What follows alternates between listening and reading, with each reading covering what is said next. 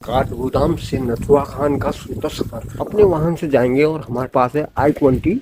हमारे साथ पाली भाई भी हैं जो कि अमृतपुर से मिलेंगे हमको। पहाड़ों में आजकल जहाँ देखो वहीं बहुत ज्यादा टूरिस्टों की भीड़ देखने को मिलती है। अभी सुबह के 6 बजे का समय है और दुकानें बिल्कुल भी नहीं खुली है। इतनी देर तक दुकानें खुल जानी चाहिए मगर चौराहे पहुंच गया हूँ और एक भी दुकान यहाँ पर खुली नहीं मिल रही है। आज शनिवार का दिन है, निकलते हैं थोड़ा जल्दी। शनिवार और इतवार को बहुत जाम देखने को मिलता है, इसलिए टाइम पर ही निकलना ठीक है। जल्दी निकलते हैं।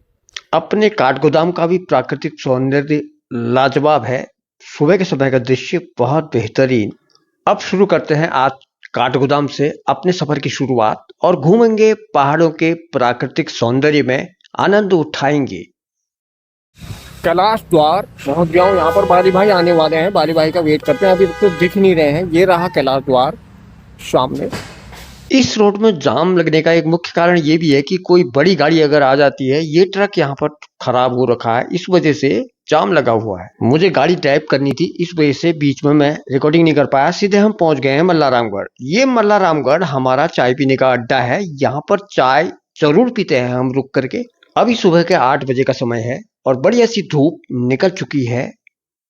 मल्लारामगढ़ के पास पहाड़ों का दृश्य बेहतरीन। यहाँ पर एक बोर्ड लगा हुआ है, रोडवेज बस अड्डा। लगता है यहाँ पर किसी समय परिवहन निगम का डिपो हुआ करता होगा।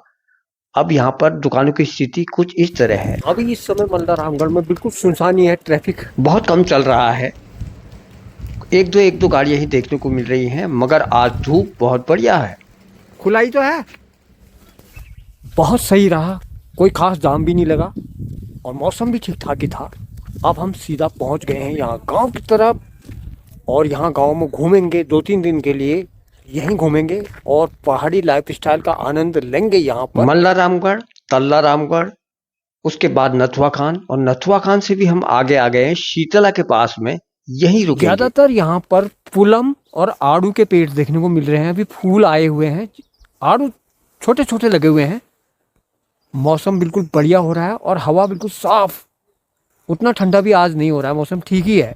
प्रचुर मात्रा में यहाँ पर फलों का उत्पादन होता है, खासकर पुलम और आड़ू का।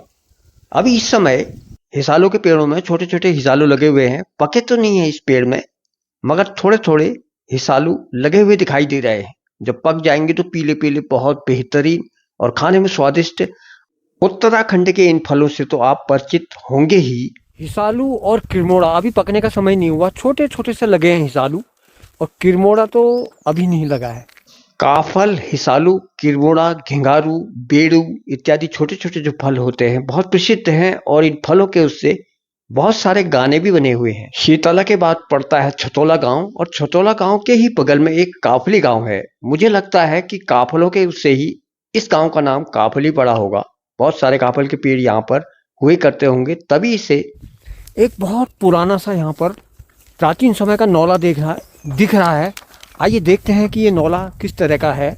ये रहा वो प्राचीन नौला और इसकी मरम्मत करके इसे सुरक्षित रखने की कोशिश की गई है। बहुत बढ़िया इसमें निर्माण कार्य भी किया गया है। इस प्रकार का कुछ ये नौला दिखाई दे रहा है, अंदर से साफ पानी और इसमें पानी 12 मास रहता होगा। बहुत स्वादिष्ट और मीठा पानी नौलों का होता है। अब ज्यादा मात्रा में ये नौले देखने को नहीं मिलते हैं, लेकिन बहुत अच्छा लगा कि इस गांव के बीच में एक ये पुराना नौला देखने को मिला है। इस प्रकार के नौले अब बहुत कम मात्रा में देखने को मिलते हैं कहीं कहीं, और इसकी एक खास बात होती है कि गर्मियों में यहाँ पानी नौले का ठंडा और जाड़ों के दिनों में गुनगुना पानी यहाँ का रहता है नौले का। पीने में बहुत स्वादिष्ट मीठा पानी होता है।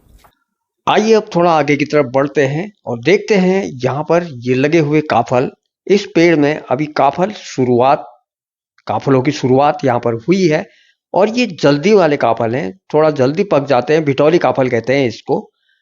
चैत्र मास में ही ये काफल पकते हैं और कुछ काफल लेट में पकते हैं, लेकिन ये काफलों की स्थिति से लग रहा है कि ये बड़े बड़े दाने हो गए हैं, पक जाएंगे जल्दी ही।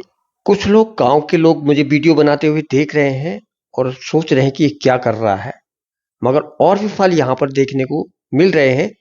यह है खुमानी का पेड़ और खुमानी अभी इतनी बड़ी बड़ी सी हो गई है। यहाँ पर शाम के समय में इस प्रकार से घूमना बहुत अच्छा लग रहा है।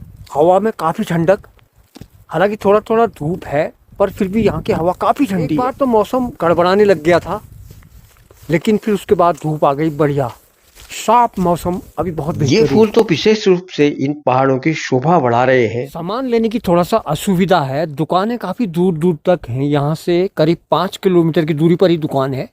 आगे को बढ़ते बढ़ते हमें मिला है एक ये गांव। इसी गांव का नाम है काफली।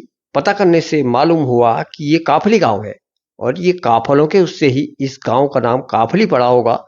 काफल के पेड़ प्रचुर मात्रा में यहाँ देखने को मिल रहे हैं, और बहुत सारे होम स्टे और बढ़िया बढ़िया रेजिडेंशियल मकान यहाँ पर बने हुए हैं।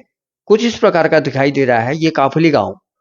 छोटे छोटे मकानों के साथ साथ ये बड़ी बड़ी बिल्डिंगें भी विशेष रूप से इस पहाड़ की शोभा बढ़ा रही हैं।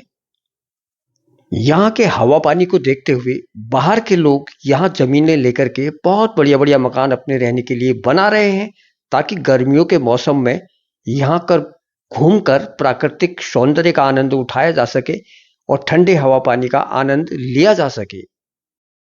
शाम हो गई है, आज यहीं रुकते हैं, कल को घूमेंगे, अगर समय मिला तो थोड़ी देर घूमेंगे। बहुत अच्छा लग रहा है पहाड़ों में। अगर दूसरी जगह जाता हूँ तो नींद ना आने की प्रॉब्लम भी है। ये अच्छी बात है कि यहाँ पर टीवी भी है और वाईफाई भी है, तो अपने पुरानी वीडियो ही यहाँ पर देखूंगा यूट्यूब में अपने बहुत सारे पुराने वीडियो देखे, और इस तरह से रात व्यतीत हो गई। अब सुबह हो चुकी है। बहुत अच्छा होम स्टे है ये। इस होम स्टे की एक खास बात है कि सुबह होते ही सीधा धूप कमरे के अंदर ही आ जाती है, और सामने की तरफ हिमालय बिल्कुल साफ दिखाई देता है। प्राकृतिक सौंदर्य कुछ इस प्रकार का है। यहाँ गेहूं की फसल अभी बिल्कुल हरी भरी है, जबकि हमारे हल्द्वानी की तरफ अभी गेहूं मार लिए गए हैं, कटान शुरू हो गया है गेहूं का, लेकिन यहाँ पर गेहूं की फसल अभी बिल्कुल हरी है। और इस प्रकार के छोटे छोटे खेत बहुत अच्छे लग रहे हैं गेहूं के, जबरदस्त, लाजवाब। सुबह सुबह का दृश्य काफी अलौकिक है, बहुत ही बढ़िया। अभी धूप एकदम से सीधे कमरे के अंदर आ गई थी।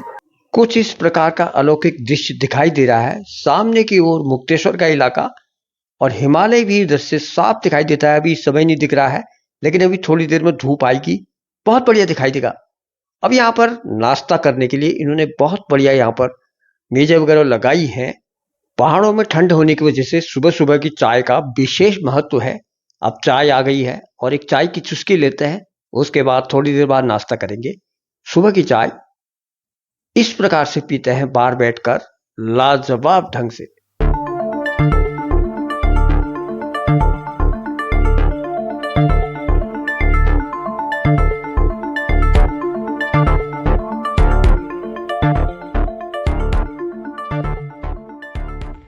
अब थोड़ा सा धूप बढ़ गई है और सामने की ओर से हिमालय बहुत ही बेहतरीन दिखाई दे रहा है, साफ सुथरा। हम नाश्ता भी हमारा बनकर हो गया है रेडी। यहाँ पर झूले लगे हुए हैं, जब तक नाश्ता आता है तब तक बाली भाई के साथ झूला वगैरह यहाँ पर झूल लिया जाए, आनंद उठाया जाए।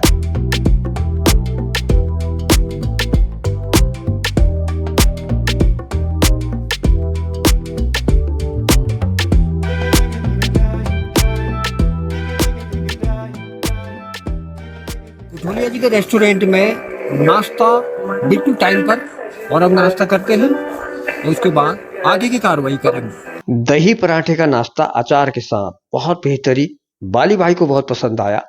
और अब नाश्ता करके प्राकृतिक सौंदर्य का थोड़ा सा आनंद उठाते हैं, उसके बाद चलेंगे घर की तरफ। आप सभी मित्रों का हार्दिक धन्यवाद, सादर नमस्कार।